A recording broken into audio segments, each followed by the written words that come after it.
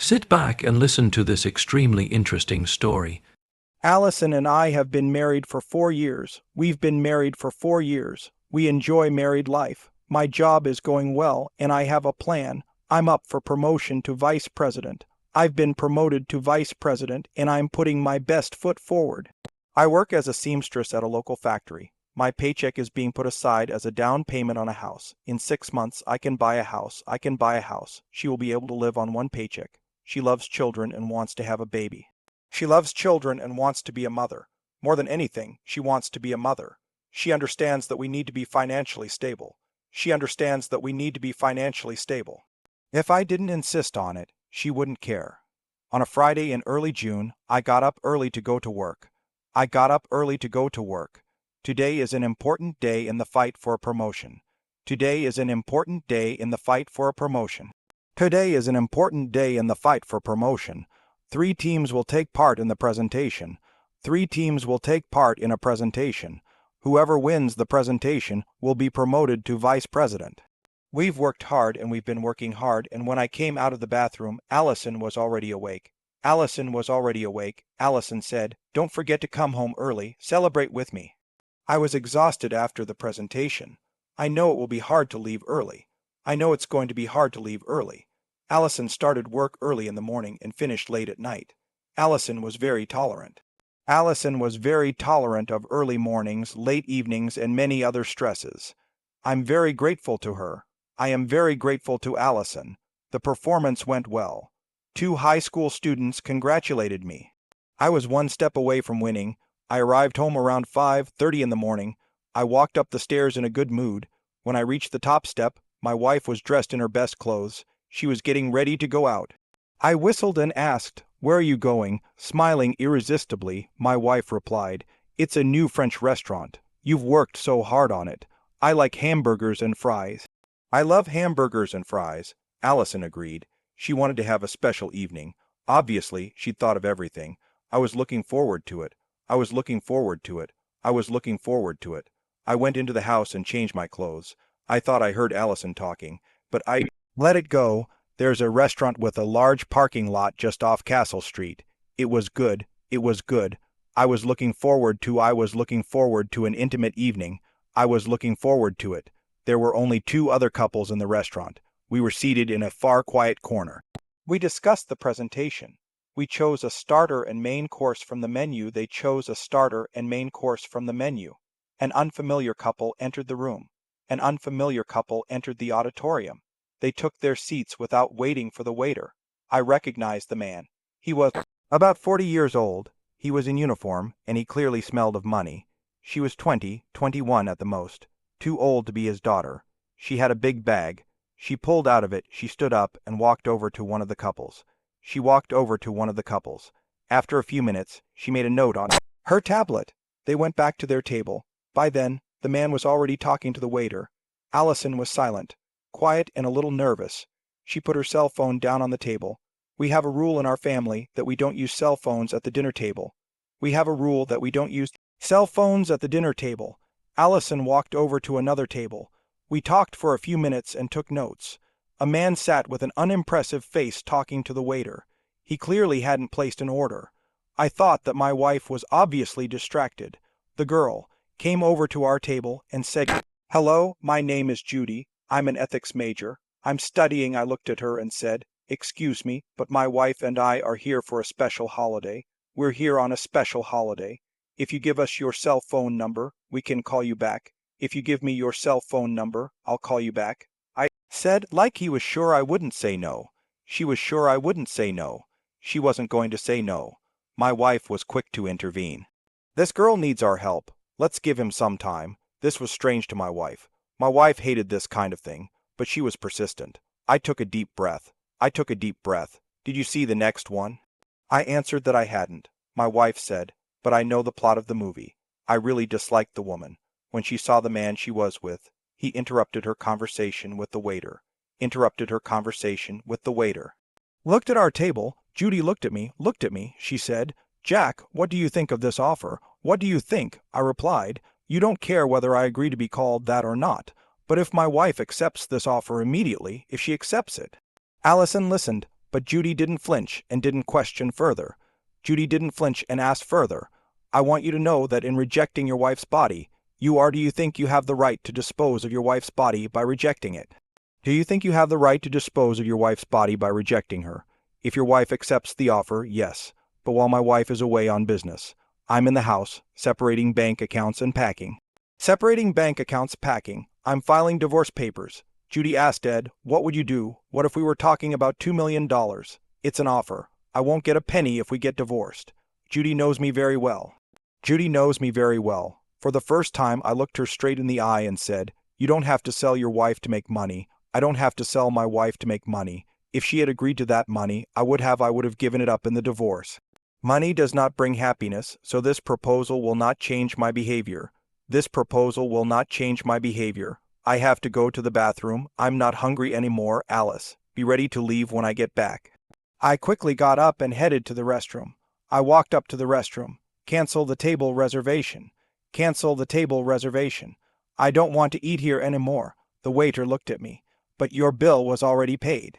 I was confused. I went to the restroom. I had a bad feeling, to find that the other shoe was about to drop. Since the last time I was in a restaurant, I went around the back of the toilet. I could go around the back of the toilet and stand there without attracting attention. I stood and watched my wife type a text message. My wife was typing a message on her cell phone. The man's cell phone beeped. My wife's cell phone beeped. His wife's cell phone beeped, and then his cell phone rang. I watched this for a few minutes. I went back to the table. I was with Judy Ellison. I don't know. Something's wrong. I think I know him, but I don't know who he is. I think you're on the phone with him. You seem to be on the phone with him. I said it as if it went without saying. Allison did. Allison, she said it with a look on her face like she could see through me, that I was interrupting her meal. I replied I'm in a bad mood and have no appetite. Allison became worried. I can't be so rude. Sit here and rest. I'm going to go to the bathroom. I watched her walk away. Then Judy came over to me and sat down with her hand on the edge of the table, putting her hand on the table next to mine. Then she said, what amount do you think is reasonable? She didn't take her hand away. She didn't remove her hand. It doesn't matter if he sold his body for $20 million or $2 million. I don't care if he sold it for $2 million. Facts are facts. I said that and I started holding her hand. Her hand was thin and mine was thick. Soon I was in pain. She immediately told me to stop, until you tell me what I want to know. I was on the verge of breaking one of her fingers. I was on the verge of breaking a finger, she said. I just smiled, but I bet you won't break it, because there's something wrong here. Calling the police would be a hassle. Who's that? He tried to pull his hand away. Her fingers cracked under the pressure. She started crying. Then a man came running in. Otherwise, he shouted. My wife stepped closer. I smiled. That's exactly what I want to know. If you want your hands to stay beautiful, answer my question. With tears in her eyes, she answered. Armitage Jr. Let go of her hand. Don't ever come near me again. I looked at Simon Armitage Jr. and realized who he was. Simon Armitage is the owner of the factory where Allison works. He's obviously his eldest son. It's obvious he's his son. His father helped him run the factory. He's known as a playboy. Rumor has it that he pursues married women because he thinks it makes him look like a big shot. Man. Allison walked over and sat down. He offered me $2 million if I would spend a weekend with him. I accepted. I agreed. We could buy a new house without a mortgage, set up a college trust fund for our kids, and this coming weekend, your promotion. I stared at the table in silence. Simon Jor's hand sat at the table. I didn't move. I didn't even look at him. I will fulfill all your dreams. All I need for that is 48 hours. The deal is very simple. On Sunday night, your wife will give you your joint account. Sunday night, your wife gives you to make sure you're still at home. Open an account for Allison. I'll open an account for Allison.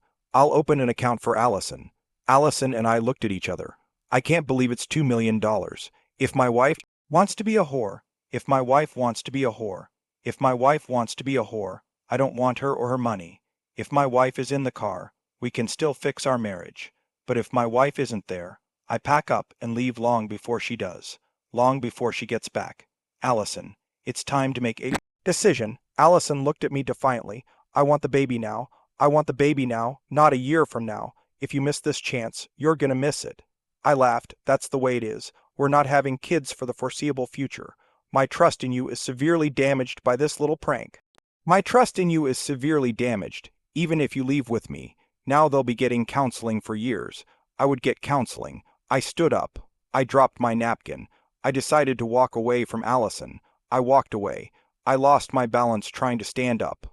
I put my hand on his forehead. I watched him fall backwards. I kept walking. A waiter stood in front of me. He stepped back silently. Allison. Allison shouted my name. I briskly walked to the car. I opened the door. I opened the door and got in. I let the tension out of my body. Then I started the engine. Allison. Allison was still there. He took the suitcase from the closet shelf. He took the suitcase from the closet shelf. He started packing on autopilot. He packed the suitcase and the black bag. Then the phone rang. It was Allison. I'm really sorry about the way things ended, but I can't turn down this offer. It's too good to pass up. Hang up the phone and meet me on Sunday around 7 o'clock. I didn't say anything. It was obvious that the silence was agonizing for her. It was clear that the silence was agonizing for her. She's really going to do that. She's really going to do that. We'll talk about it on Sunday. When I get back, I want to have a baby as soon as possible. I want to have a baby as soon as possible. I want to save that baby's life. She was surprised, but I hung up. I packed up my car. I logged into my online banking from my home bank account. I withdrew half the money. I went to the service. I filled out the form. Allison at 8:00 a.m. on Monday morning. I agreed to service Allison at 8 a.m. Monday morning. In the morning when I left the house, Allison popped out. Allison jumped out.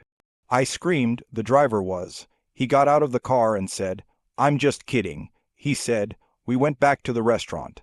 Allison got the divorce papers. Allison got divorce papers. Allison got the divorce papers."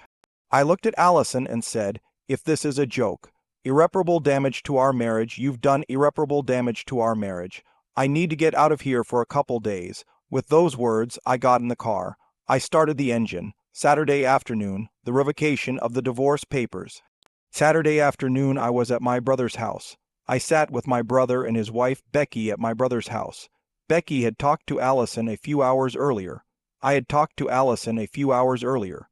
Jack started talking like this. I don't think she's joking. She wants to sleep with other men. She's not trying to sleep with other men.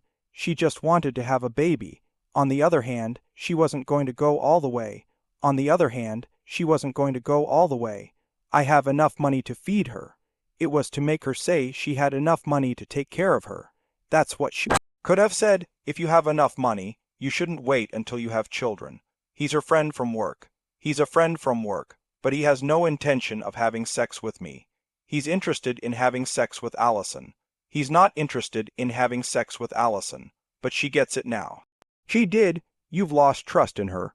If you have a baby, you'll have love and trust. He thinks that love and trust will come back. Ever since Allison's best friend got pregnant. Since Allison's best friend got pregnant.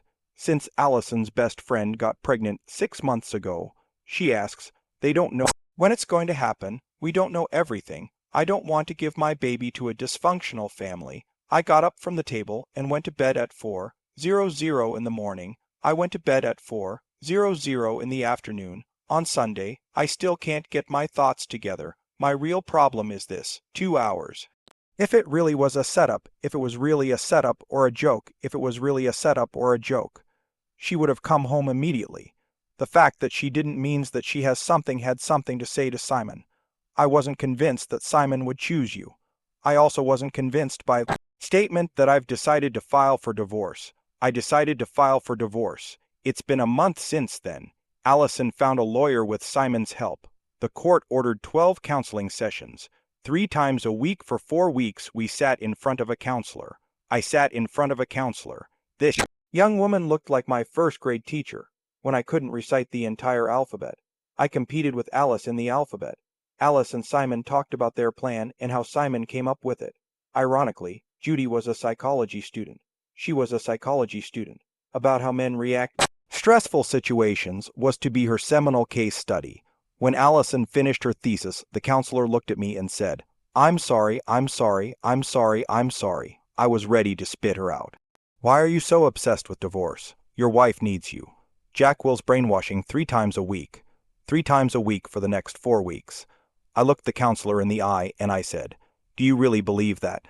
Personally, I don't believe it. There's a 2-hour black hole in her statement. From the moment I left the restaurant. From the time I left the restaurant to the time I left. We got a room, we had sex. I heard Allison take a deep breath. I heard Allison take a deep breath. The counselor sat down in the chair. I said I wasn't done yet. I said I'm not done yet. I'm not done yet, and I promised not to interrupt others when they speak. I expect you to follow that rule about those 2 hours.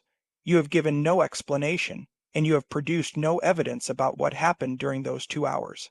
However, you know that the consultants were the consultant was the counselor was furious. So you can resume your marriage with your wife.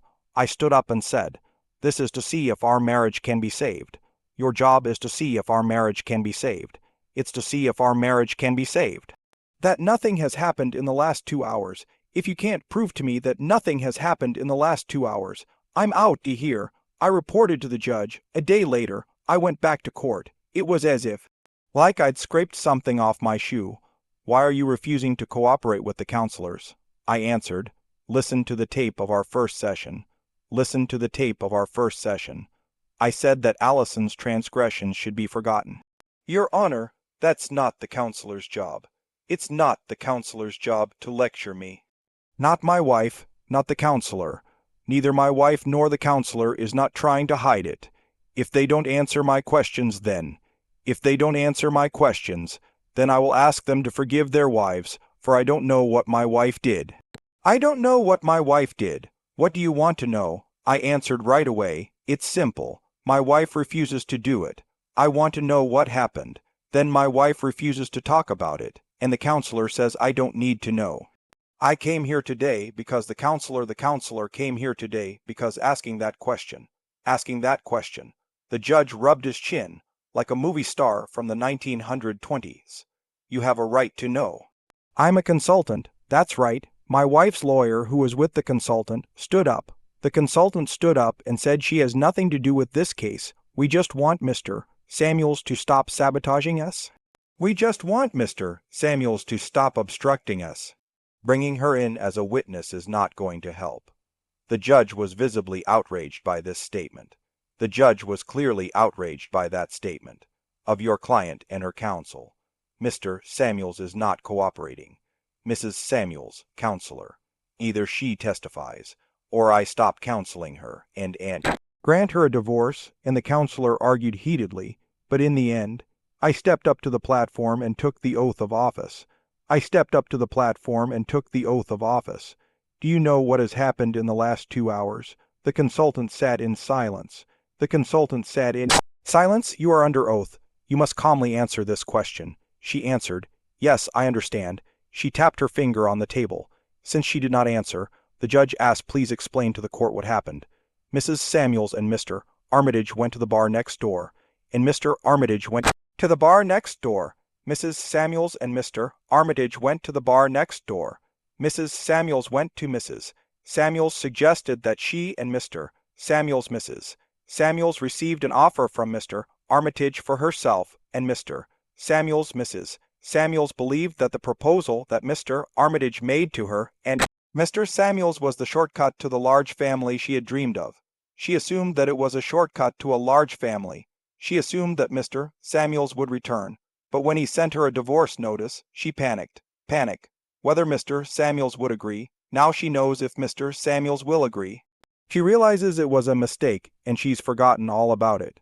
She wants to start her life over. My role as the counselor in charge of Mrs. Samuels is, for Mr. Samuels, it's just a suggestion, and for Mr. Samuels, it's just an offer, and if he rejects it. The judge laughed and said, "You can tell Mr. Samuels that Mrs. Samuels to get Mr. Samuels to do it. You have been appointed by the court." At this point, the counsel interrupted him and said, "If you recognize that the proposal has been rejected, then the marriage will continue." He said, the counselor Said, I will cancel these visits. I said, he said to me. My counselor looked at me and said my client wants a divorce. Allison's lawyer said. Allison's attorney stood up and said I can't stop the hearing for that reason. Be that as it may, we have to continue. The judge looked at him and said, if you had behaved honorably, I would have done so, but you have been consulted, but you have important information. He said, I don't agree with this. I'm in favor of divorce. I'm in favor of divorce. Allison was sitting in the doorway. Allison was sitting in the doorway crying. It was just a means to an end to get it over with. I took her hand and pulled her into the house. You set me up. You set me up. Knowing that this offer was unacceptable. Knowing that this offer is unacceptable. I can't be with a woman who does that. She said through her tears, but I want to be with you. I don't want anything. I just shook my head. I just shook my head. Find someone to give you a baby. What's gonna happen to me? To the woman who thinks that way. Goodbye, Allison. I opened the door and walked out. He's out into a new world. Who knows what will happen to him next? Subscribe to our channel so that your second C gaff doesn't cheat on you, and go ahead and listen to the next story, because this story is nothing compared to the next one. If you're under 18, don't even think about listening to the next one.